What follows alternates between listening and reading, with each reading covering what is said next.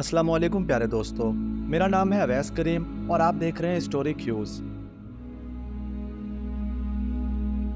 नाजरीन, Simpson series cartoon तकरीबन 22 या 23 साल से अमेरिकन चैनल कार्टून नेटवर्क पर दिखाया जा रहा है, जिसमें कार्टूनिस्ट की तरफ से कुछ पेशन गोया की गई जिन्हें अंग्रेजी में प्रेडिक्शंस कहा गया है, जो दरअसल पेशन गोया ही नहीं बल्कि दज्जाली मंसूबे का वो खाका भी हैं जो आज से 22 या 23 साल पहले दिखाया गया था कि आने वाले वक्त में क्या होने वाला है या हो सकता है। लेकिन कुछ ज़ईफुल अकीदा अफराद और गोरों और दूसरी तीसरी दुनिया के अफरादान के लिए सिम्पसन किसी पहुंचे हुए बुजुर्ग का दर्जा पा गया है, जो एक कार्टून के भेस में आकर इनको वो सब बता गया है जो किसी ने ख्वाबो ख्याल में भी ना सोचा होगा। और यही नहीं बल्कि वो सब हूबहू होता भी चला जा रहा है। इस दज्जाल की चंद टेक्नोलॉजी की पैदावार से लेकर इसके दुनिया में आने तक का पूरा नक्शा खींचा गया है। लेकिन मुख्तसरन 5 स्टेजेस पर मुश्तमिल ये मंसूबा, जिसे प्रेडिक्शंस कहा जाता है, इसको समझना ज़रूरी है। प्यारे दोस्तों, सिम्पसन सीरीज़ में जो पहली पेशनगोई की गई थी वो रोबोट के मुतल्लिक थी। सन 2000 में दिखाई जाने वाली इस कार्टून सीरीज़ में मिस्टर बेंसन नामी एक रईस इंसानों के काम करने की रफ्तार और इनके ड्रग टेस्ट से परेशान होकर मजदूरों की जगह रोबोट्स को अमेरिका के हर शोबे में काम पर लगा देता है, क्योंकि इस तरह इनसे मजदूरी भी दिन रात ली जा सकती है और तनख्वाह भी नहीं देनी पड़ती। लेकिन ये बात तब हकीकत का रूप धार गई जब अमेरिका में मैकडॉनल्ड्स और काफ़ी शोबा जात में रोबोट्स को ही लेबर के काम पर लगाया गया, जिनमें से मर्सिडीज बेंज बनाने वाली जर्मन कंपनी भी सरे फहरिस्त है। और आज की इस तरक्की याफ्ता दौर में भी रोबोट्स की पज़ीराई ढकी छुपी नहीं है। डोनाल्ड ट्रंप का सदारती इक़्तिदार। इस किस्त में सिम्पसन फैमिली किसी कसीनो में जाती है, जहां अंडर एज होने की वजह से फिर भी इन्हें जाने दिया जाता है। लेकिन इस बच्चे को, जिसका नाम सिम्पसन है, को कसीनो के मालिक के कमरे में ले जाया जाता है, जहां वो मालिक इस बच्चे से कहता है कि अनकरीब तुम देखोगे कि डोनाल्ड ट्रंप अमेरिका का सदर बन जाएगा, जो कि अमेरिका के बदतरीन जवाल का सबब बनेगा। वैसे तो इसकी बहन लीजा के भी सदर बनने की पेशनगोई की जाती है, लेकिन वो सिर्फ कार्टून की दुनिया की हद तक था, जिसकी नाअहली की वजह से और अमेरिका के मुआशी बहरान की वजह से इसे हटा दिया जाता है और इसकी जगह पर डोनाल्ड ट्रंप को लाया जाता है। लेकिन ये सब बातें अपनी जगह, क्योंकि अमेरिका में होने वाले पिछले इलेक्शंस के नतीजे में वहाँ की पागल अवाम ने डोनाल्ड ट्रंप को चुना और यूँ पेशनगोई के मुताबिक ट्रंप सदर बन गया। एंड ऑफ टाइम, दुनिया या वक्त का खात्मा। नाज़रीन, ये सिम्पसन सीरीज की दूसरी लेकिन हमारी तरफ से तीसरी प्रेडिक्शन प्रोग्राम है, जिसका मतलब इस दुनिया का खात्मा है। और इस वीडियो में दूसरे नंबर पर आपको एक पोस्टर नजर आएगा जिस पर लिखा गया है earth will stand one day, यानी कि ज़मीन की हरकत एक दिन रुक जाएगी और खड़ी हो जाएगी।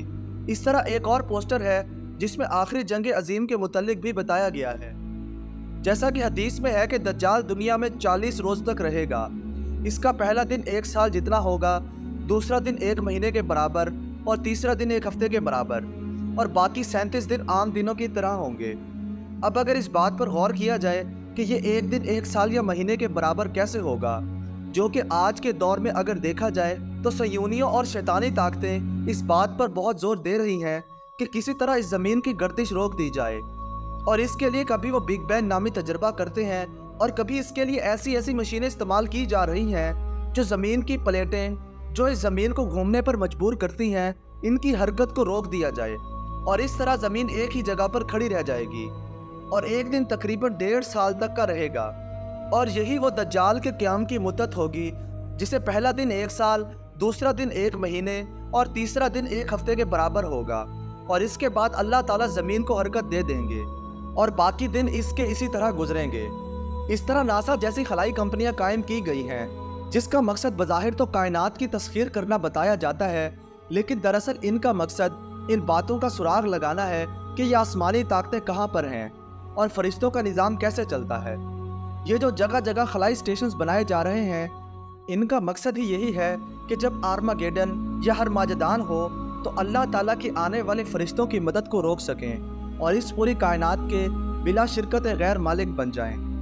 नाज़रीन गिरामी, जदीद से जदीद कंप्यूटर टेक्नोलॉजी का हसूल और फिर इसको बग करना, यानी अपने कंट्रोल में रखकर गलत सिस्टम के ज़रिए इस टेक्नोलॉजी को फेल करके त्यारों को फ़िज़ा ही में अगवा करवा देना, और कभी पूरे बैंकिंग सिस्टम को फेल करके दुनिया में एक मुआशी बहरान पैदा करवा देना, اور کبھی سیاستدانوں اور دنیا کے نامی گرامی شعبوں سے تعلق رکھنے والوں کو اغوا کروا دینا، یا ہیلوئین جیسے طاغوتی تہوار کو مقدس بنا کر اور نیک لوگوں کی روح سے ملاقات کا کہہ کر شیاطین سے باتیں کروانا اور طاغوت کی پوجا کروانا، یہ سب ایک ایسی آنکھ کے تحت ہو رہا ہے جسے راکنگ آئی کہتے ہیں۔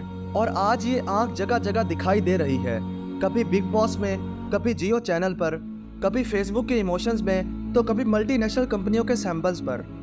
اور یہی آنکھ سب کو اپنی نظروں کے سامنے رکھنا چاہتی ہے، اور دنیا میں ہونے والی نت نئی تبدیلیاں اس راکنگ دجالی آنکھ کی مرہون محنت ہیں۔ اور یہ سب حکم نامے برمودا یا شیطانی تکون سے وائٹ ہاؤس پینٹاگون میں جاری ہوتے ہیں، جو بعد میں پوری دنیا پر مسلط کر دیے جاتے ہیں۔ پولوگرافکس ٹیکنالوجی۔